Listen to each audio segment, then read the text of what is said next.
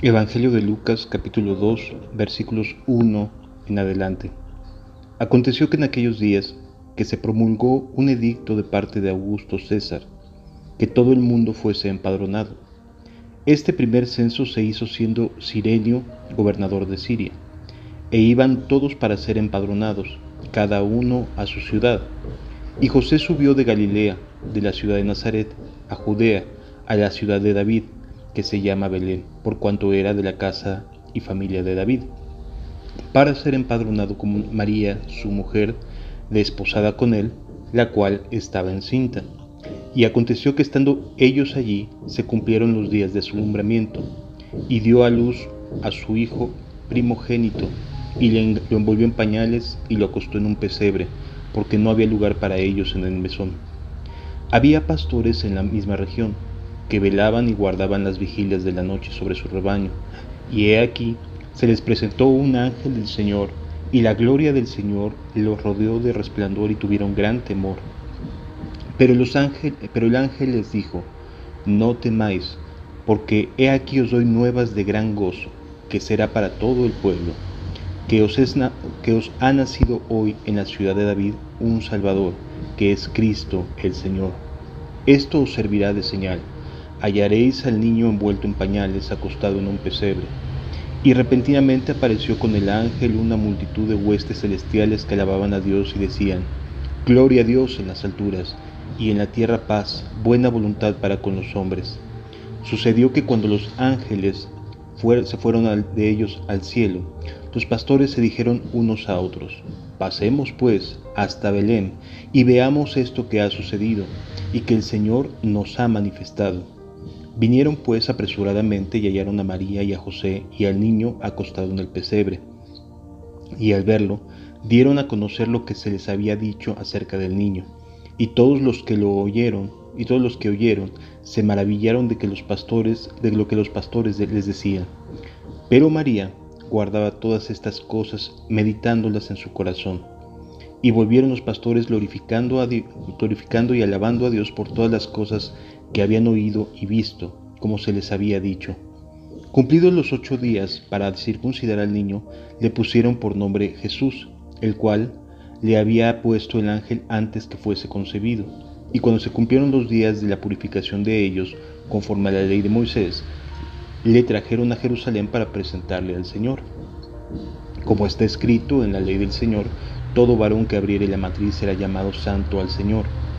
Y para ofrecer conforme a lo que se dice en la ley del Señor, un par de tórtolas o 2 palominos.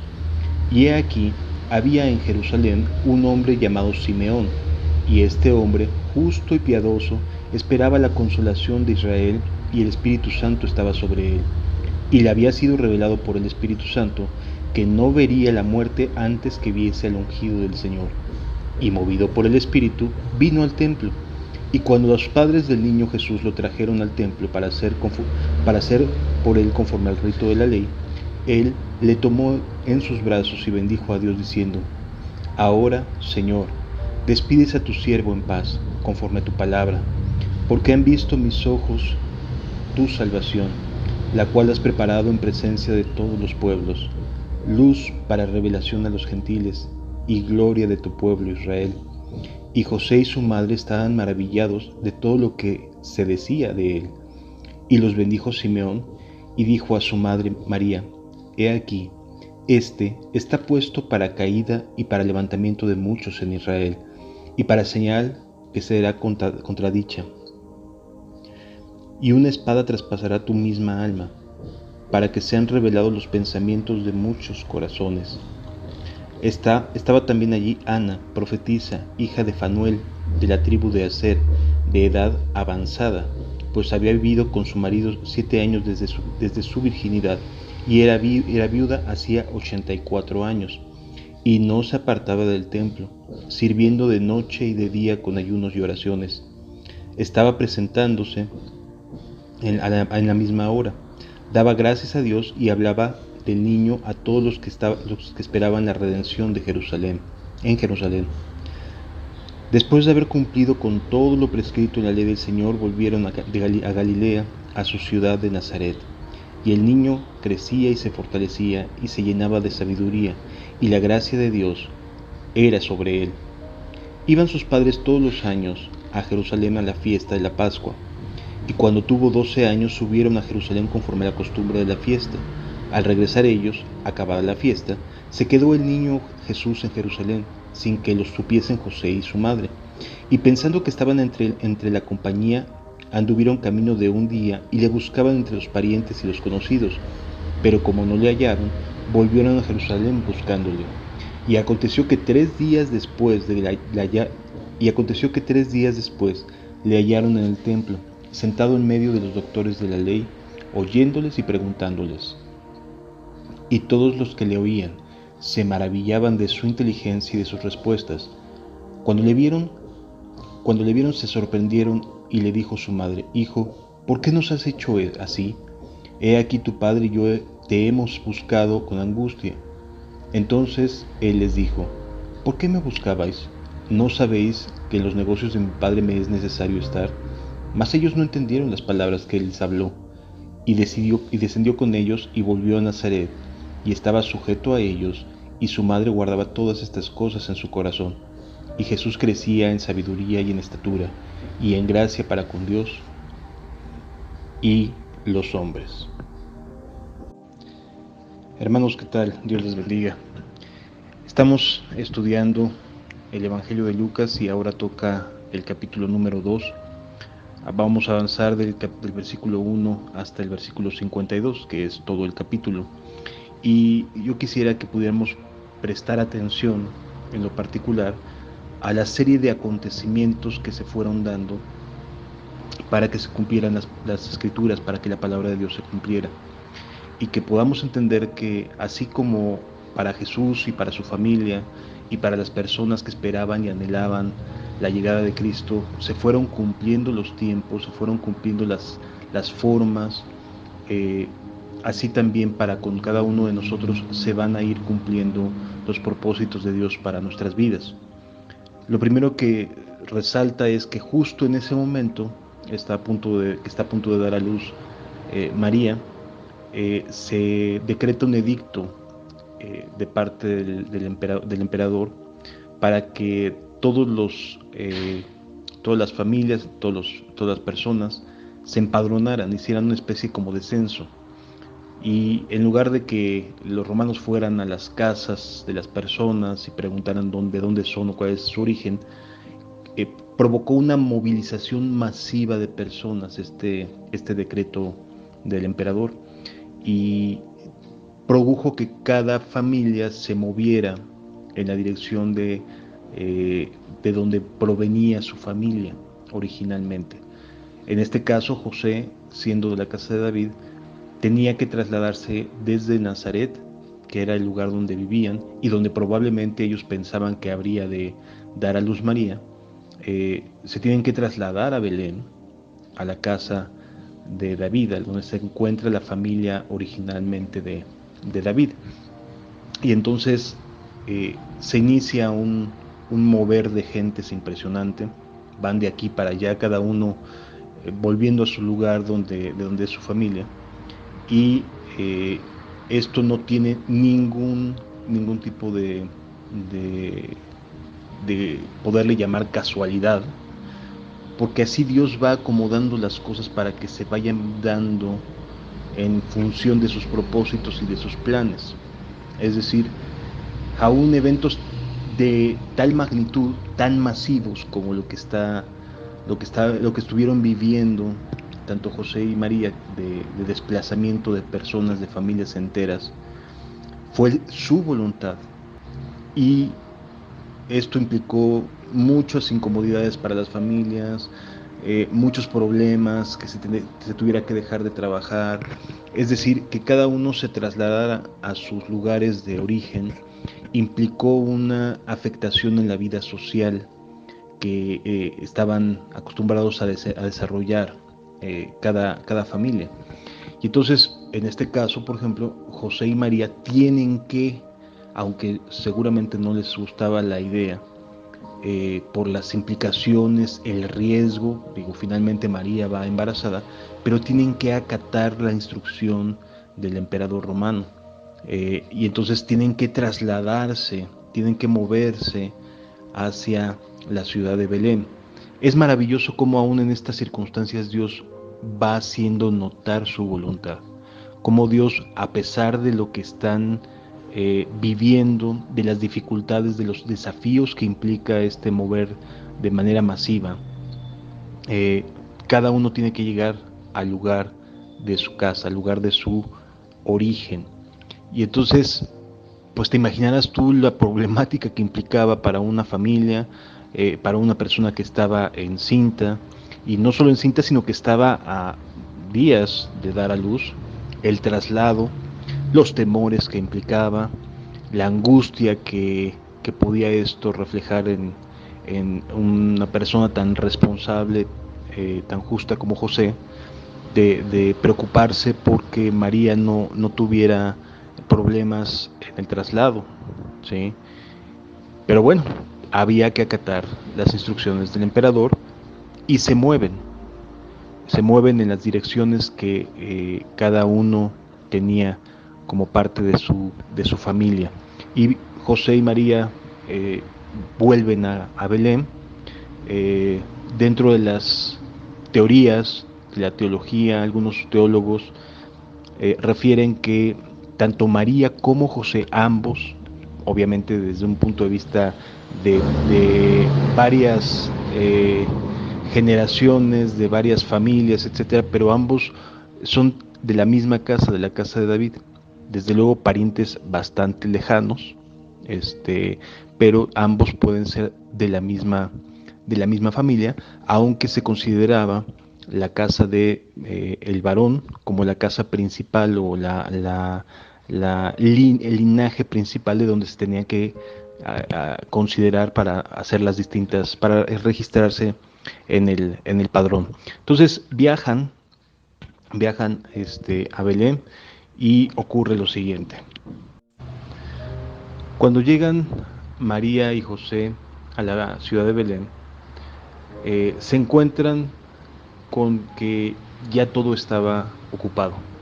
Es decir, todos los lugares donde, todas las posadas, todos los lugares donde podían alojarse, donde podían tener un espacio para poder eh, recibir el alumbramiento, se encontraban ocupados. Quizás por la lentitud propia del embarazo, eh, tuvieron que irse más despacio que otras personas, etcétera. Es decir, que cuando ellos llegan, para ellos ya no hay lugar. Y a las personas ahí no les interesó que estuviera esperando un hijo y que fuera a dar a luz. Sencillamente no les interesó a los hospedadores, a los que tenían las posadas. Cada uno veía y velaba por sí mismo. Esto llama mucho la atención porque pareciera que es una constante en la vida del ser humano cuando el Evangelio se acerca, cuando las buenas noticias se acercan. Pareciera que es una constante de que el corazón se pone como duro, como que quiere aferrarse, ¿no? A las cosas que sabemos que a lo mejor nos va a pedir Jesús que hagamos. Y este pasaje que nos enseña acerca de que no había lugar para ellos en el mesón, me llama mucho atención porque qué casualidad o qué tendría que, por qué mejor dicho, el evangelista hubiese tenido que hacer énfasis en la expresión para ellos, que para otros sí había espacio. O sea, solamente se trataba de un rechazo hacia ellos. Puede ser que sí. Las razones seguramente no querían problemas con una persona que estuviera dando a luz, etcétera. Pueden ser diversos. Podemos teorizar, ¿no?, acerca de los motivos que la gente habría tenido para decirle a ellos en específico no hay lugar. Este, pero sí llama la atención porque es un reflejo de lo que hoy en día sucede. Para muchas personas, el hecho de que Jesús esté cercano, esté a la puerta, no pareciera representar un motivo de alegría, un motivo de gozo, un motivo para glorificar a Dios. Y entonces pareciera que cada uno se cierra, ¿no? Como que cierra su corazón ante la llegada de Jesús. Y hoy en día pasa exactamente lo mismo. Aunque nos digamos parte del pueblo de Dios, aunque profesemos cristianismo, aunque podamos pensar en que creemos en Jesús y que lo amamos, etcétera, puede ser que en el fondo no estemos preparados para su llegada y que nuestro corazón, ante las evidencias, ante la muestra de que no tarda mucho en regresar, el corazón pueda tomar la misma actitud que tomó la de los mesoneros, la de las personas en Belén, que cerraron su corazón y para ellos no había lugar. Importante aprender esto, amados. ¿Estarías listo? ¿Tendrías un corazón íntegro, un corazón preparado para recibir a Jesús y su luz? Porque ya no viene como el misericordioso Jesús, sino ya viene como rey. Ya viene para decir, hiciste o no hiciste mi voluntad, para decretar, para separar a las ovejas de los cabritos. Así que valdría la pena preguntarse, ¿estamos listos o preferimos adoptar una postura un tanto cerrada, un tanto incrédula, dubitativa acerca de los tiempos que nos están tocando vivir? Creo que es muy valioso que veamos si nuestro corazón no está cerrándose, si nuestro corazón no se está cerrando porque no estamos tan bien como para recibir la misericordia y la bondad de Dios en su segundo regreso. Es importante poderlo contemplar. Y entonces, lo que les ofrecen es un lugar que es más bien como una especie de caverna, un espacio cavernoso, donde a los animalitos, a los animales de granja los ponían y los resguardaban con una valla de madera, ¿sí? Y les ofrecen un lugar donde hay un poco de heno fresco, donde están los animalitos de granja, y ahí es donde da a luz María, a Jesús, fuera de la sociedad. Si alcanzamos a entenderlos, afuera de lo que la mayoría de las personas hubiera esperado que se enternecería el corazón para recibir a una criatura.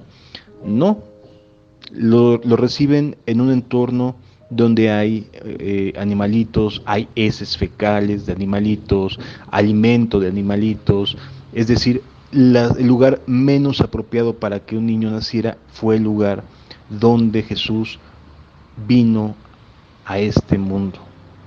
Esto también es muy interesante de reflexionar. Jesús no vino como el rey que es, sino Jesús vino como el más humilde, como un servidor, como un siervo de nosotros, alguien que nace no para ser un rey como lo esperamos ahora en su regreso, sino que nace para dar vida, para que a través de la humildad y de la sencillez Él pudiera experimentar lo que experimentamos los seres humanos cuando hay necesidad, cuando hay escasez, cuando hay pobreza, cuando hay angustia. En ese contexto nació Jesús. Vamos a seguir la siguiente parte.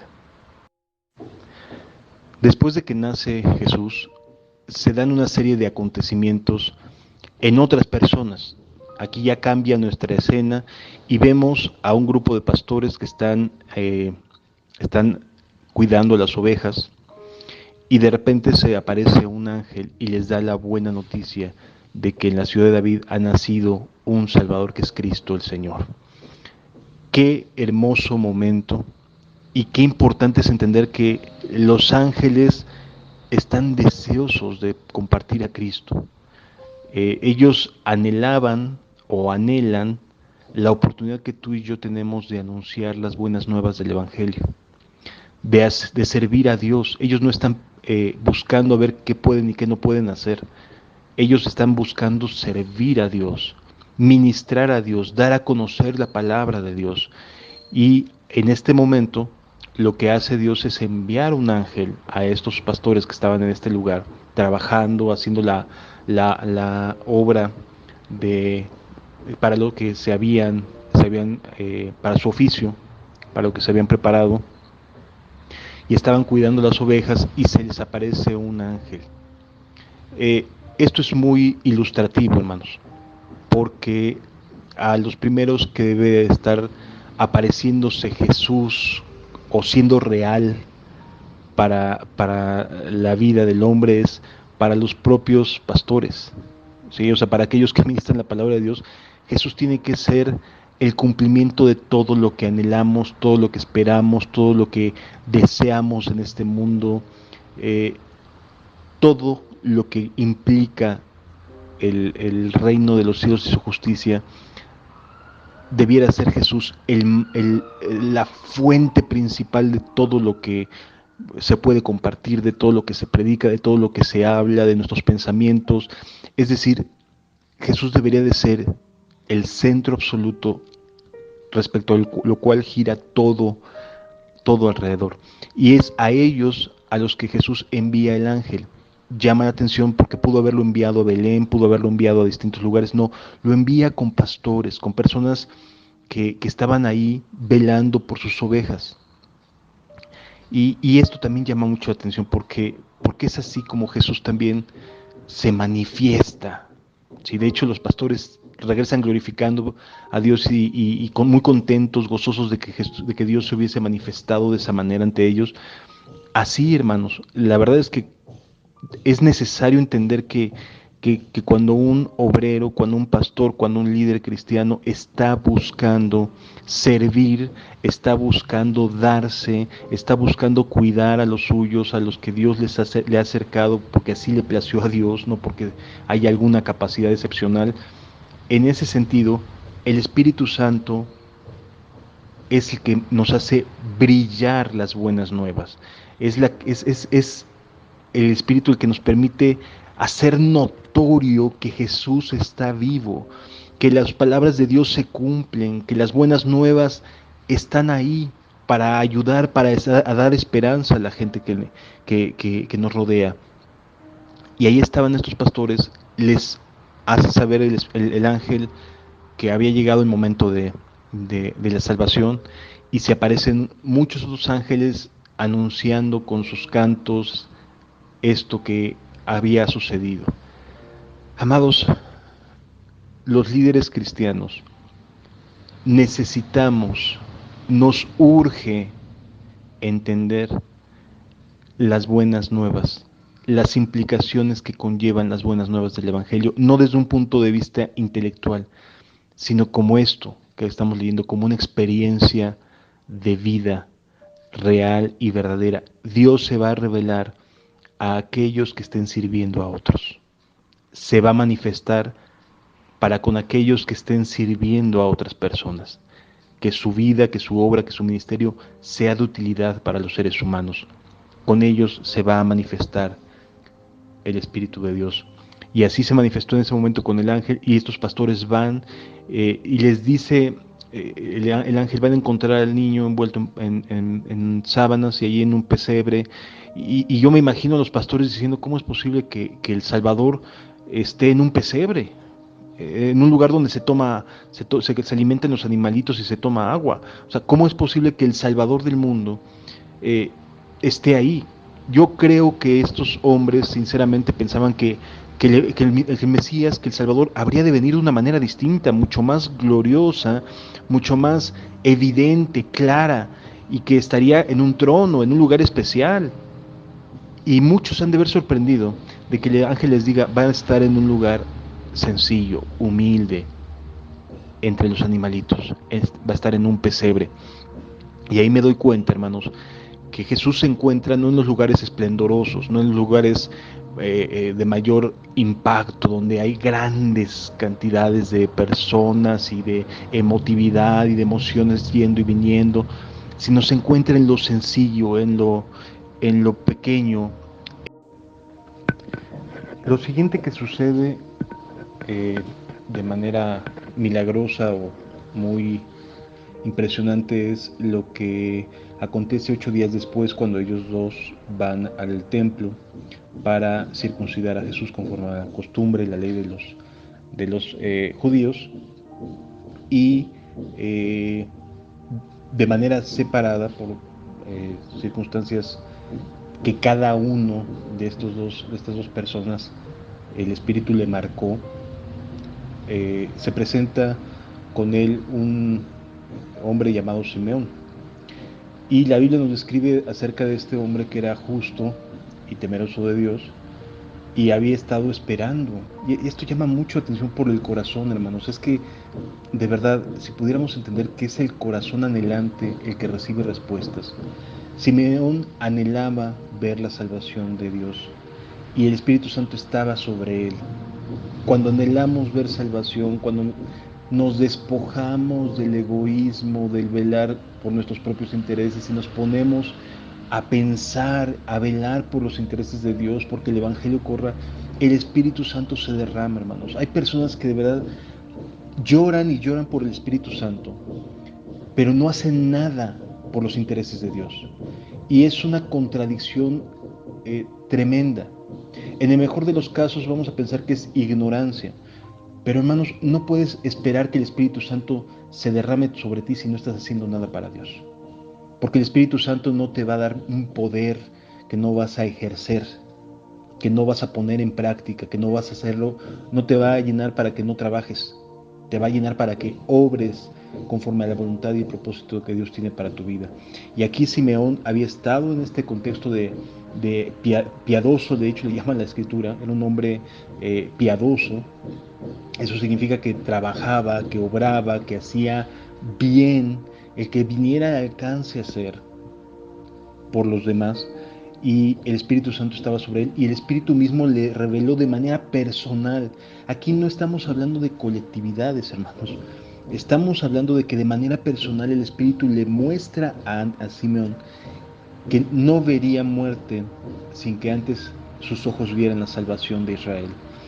Y ese día, a diferencia de Ana, que estaba todo el tiempo en el templo orando, Simeón dice en la escritura que fue llevado, que fue movido por el Espíritu ese día al templo. Y entonces, en ese momento, ve a Jesús y el Espíritu le dice, es Él. Y se acerca y agradece a Dios por la oportunidad de ver la salvación. Es maravilloso lo que Dios hace y nos enseña que Dios es un Dios personal, un Dios que trata contigo de manera personal, que no tienes por qué estar esperando que a otros les suceda lo mismo que a ti. No. Bendice alma mía Jehová y bendiga todo mi ser su santo nombre. Es íntimo, es una relación personal con Dios, hermanos. Y si no alcanzamos a entender que de esto se trata la fe, la vida cristiana, de tener una relación íntima, personal, única, donde seguramente otras personas no te van a entender, aunque sean piadosas, aunque sean cristianas sinceramente, no te van a entender porque es una revelación íntima, es un mensaje personal el que Dios quiere darnos a cada uno de nosotros. Y de verdad, hermanos, por favor, reflexionemos. Dejemos de estar mirando si a otro le hace o no le hace, si al otro se le revela o no se le revela. Entendamos que nuestra mirada tiene que estar puesta y concentrarnos en una relación personal con Dios, a cada uno de nosotros, hermanos. Y aquí a Simeón se le revela, le dice que sí, le dijo sí, verás la salvación. Y entonces él está anhelante de ver, y yo supongo que cada pequeñito que veía esperaba que el Espíritu le dijera, oye, es él. Y así estuvo por tiempo, no sé cuántos meses, semanas, años, no sé desde cuándo el Espíritu le habrá dicho, sí, te dejaré ver la salvación. Pero llegó el día, y este era el día, y entonces se acerca con Jesús, lleno de gratitud, glorificando a Dios porque le estaba dejando ver la salvación de Israel, y que habría de ser una luz para los gentiles. ¿Sabes qué es la primera profecía del Nuevo Testamento que te habla directamente de los gentiles? Luz a los gentiles. Es una gran misericordia de Dios que tú y yo estemos el día de hoy en su presencia. De verdad, es una gran obra de misericordia. Se está cumpliendo esto que dijo este hombre: luz a los gentiles, y tú y yo hoy podemos tener luz. Bendito sea el nombre de Dios, porque para siempre es su misericordia. Después de esto se acerca una mujer anciana, ya más de 80 años, se acerca a este matrimonio con su bebé en brazos y también les mostrado que él era el Mesías. Nuevamente vemos una revelación personal de una comunión entre Ana y Dios, personal enteramente, en la cual podemos mirar la misericordia de Dios, la bondad de Dios, la buena voluntad de Dios de manera personal. Y aprendamos de esto, hermanos. Dios es Dios personal, de una relación personal. No puedes pensar o esperar que sea colectiva la misma revelación. Puede darse, pero cada uno es llamado de manera personal. Cada uno debe entender que está siendo llamado individualmente. Y si yo quiero agarrarle la mano a mi esposo, a mi esposa, a mis hijos para entrar en el reino de los cielos, me voy a quedar afuera, porque es algo individual, algo personal. Y aquí nuevamente encontramos otro tipo de relación entre Ana y Dios, así como Simeón tenía su relación con Dios, Ana tenía su relación con Dios, y a los dos por separado les muestra: este es el Mesías.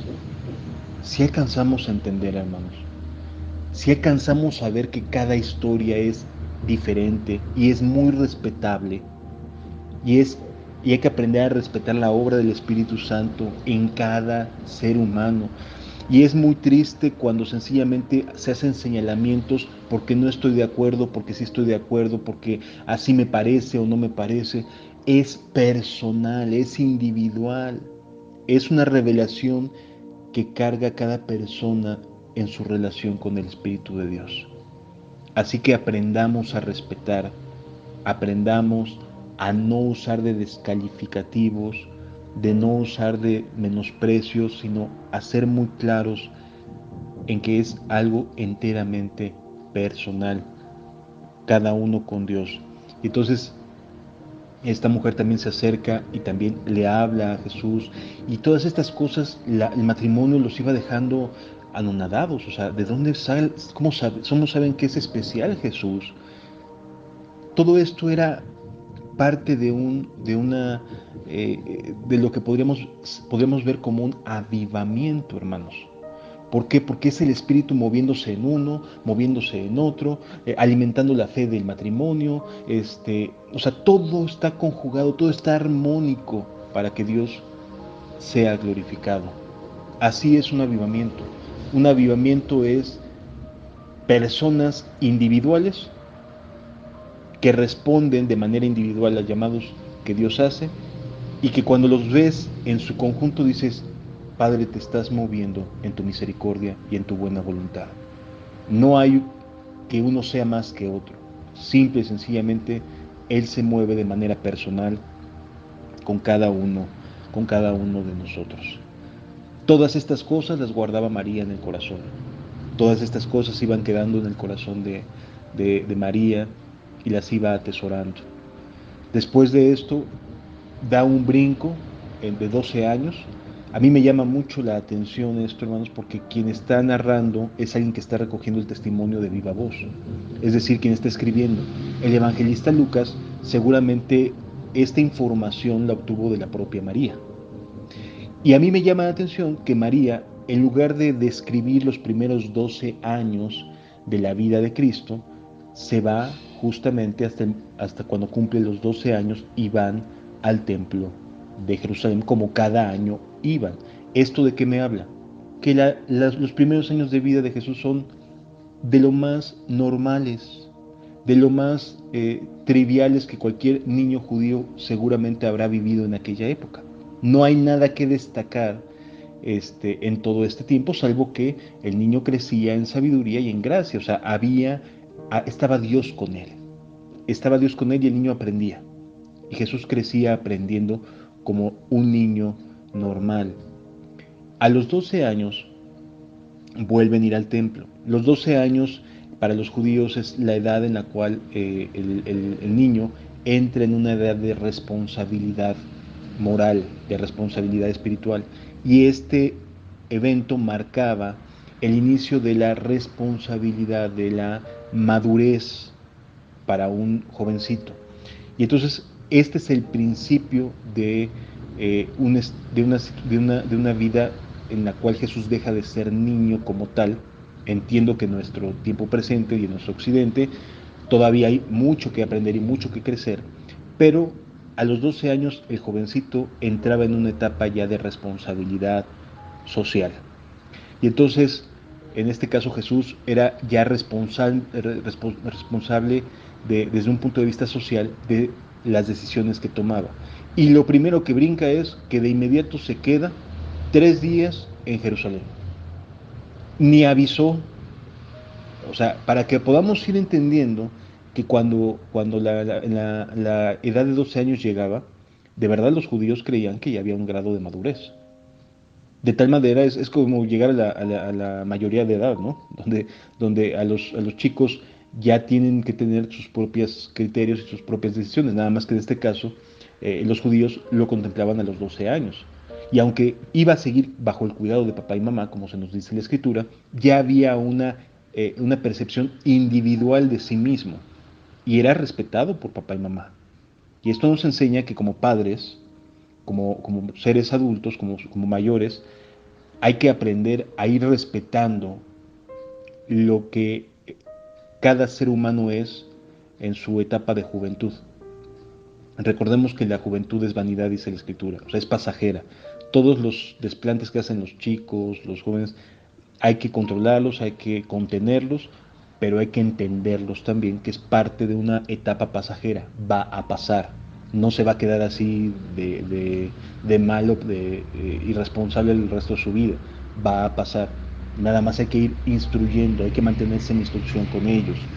Y aquí Jesús nos muestra que ya había una conciencia de que necesitaba meterse en los negocios de su padre. Y es muy, muy manifiesto la respuesta que, ¿por qué me buscabais? En los negocios de mi padre tengo que estar. Pues su padre estaba ahí, biológicamente hablando. Digo, digamos, de educación, ¿no? De crianza estaba ahí. Y entonces, pero Jesús estaba ya muy consciente de qué era lo que él buscaba. Y él buscaba una relación, una vida con el Padre. Y estaba ahí haciendo preguntas y cuestionando, etcétera, a los grandes maestros.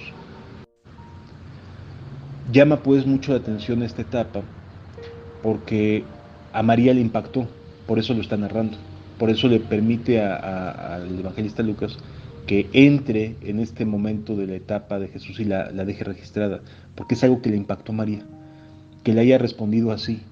Y dice la escritura al final que ellos se regresó con ellos y se estaba en sujeción a sus padres, o sea, no era un hijo desobediente, pero ese momento marcó un distanciamiento respecto al propósito que tenía Cristo. Es decir, la mayoría de los judíos, la esencia general gira en torno a la vida familiar. En el caso de Jesús, aquí se demuestra que la vida que él iba a proponer giraba en torno a los intereses de su Padre. De igual manera nosotros, los que le seguimos, nuestra vida debe girar en torno a los intereses de nuestro Padre Celestial, de Dios.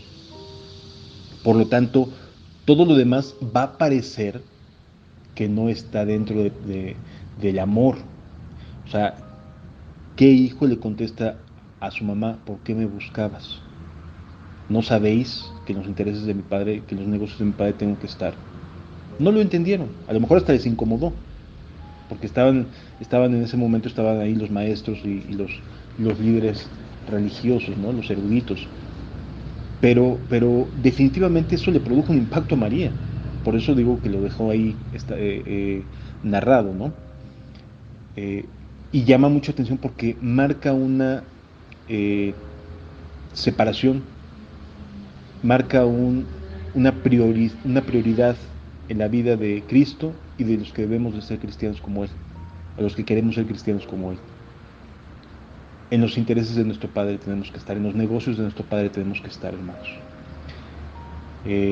Todas estas cosas sucedieron, y con esto concluyo, porque ya llevo varios audios de 5 o 7 minutos alguno, y todo esto sucedió para que nos demos cuenta cómo es la vida de un cristiano aún desde su temprana edad. En los negocios de su padre tiene que estar sujeto a sus padres, sí, pero como prioridad está Dios. Como prioridad está el Espíritu de Dios guiándolo. Y hermanos, de igual manera nosotros es necesario que aprendamos a vivir cristianamente, anhelando, buscando, deseando el reino de los cielos y su justicia. Y si de alguna manera a alguno le provoca alguna reacción, alguna situación, es una relación personal con Dios. Tú tienes que buscar a Dios de manera personal, tú tienes que esperar de Dios las respuestas y Dios te hará llegar su Espíritu Santo si pones a trabajar tu vida. Que Dios te bendiga.